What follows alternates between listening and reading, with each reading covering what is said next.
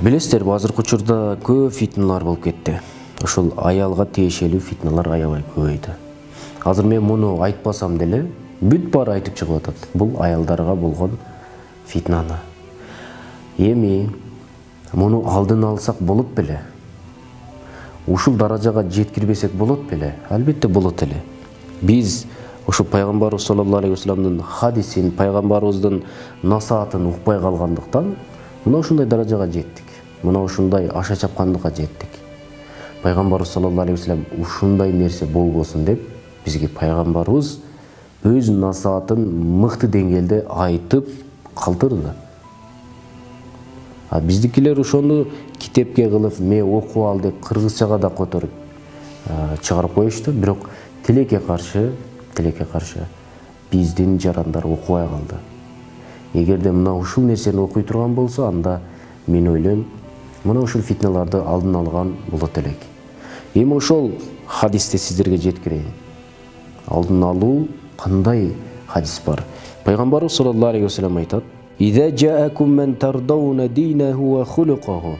Кимдин үйүнө жуучу келе турган болсо, ал эми ушул жуучу келген инсандардын дини, адеп ахлагы, анын кулк мүнөзү, ыйманы ошол адамды ыраазы кыла турган болсо, дини бар боло турган болсо, же болбосо эки үй бүлө бири-бирине төп келе турган болсо, эмне дейт пайгамбарыбыз?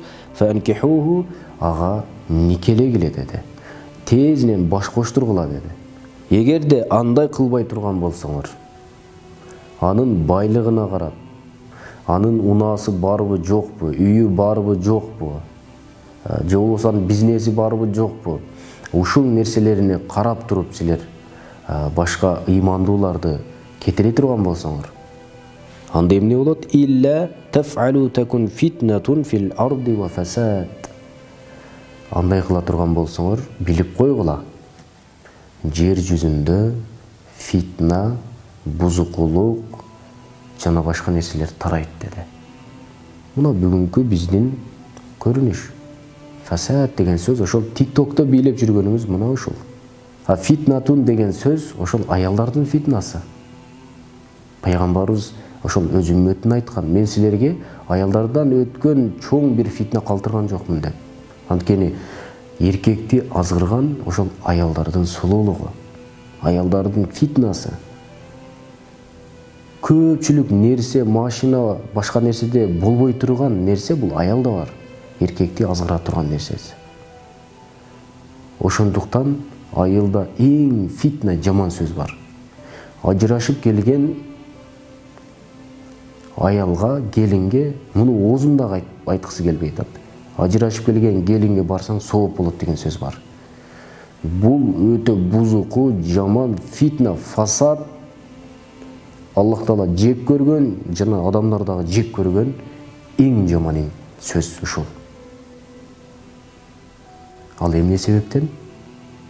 Ушул пайгамбарыбыздын хадисине амал кылбагандыктан. Ыймандуу жери келдиби, динине, адеп ахлагына, ыйманына карап бер деди.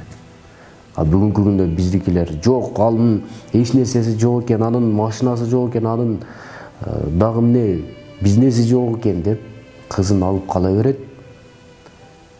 Кызы алды 25-ке чыгат, 26, 27, 28, анан 30-га чыккандан кийин турмушка чыккысы келбей, анан карьера деп калат. Ошол өзүнүн бизнесинин артынан чуркап калат. Анан анын артынан анын жаман сөздөр айтылат. Мисалы, турмушка чыкпай жүрө берген кыздарга көпчүлүк эркектер жаман ойдо болот. Бул эмне үчүн турмушка чыкпай атат деп. Ошондуктан пайгамбарыбыз саллаллаху алейхи вассаламдын хадисине амал кылышыбыз керек.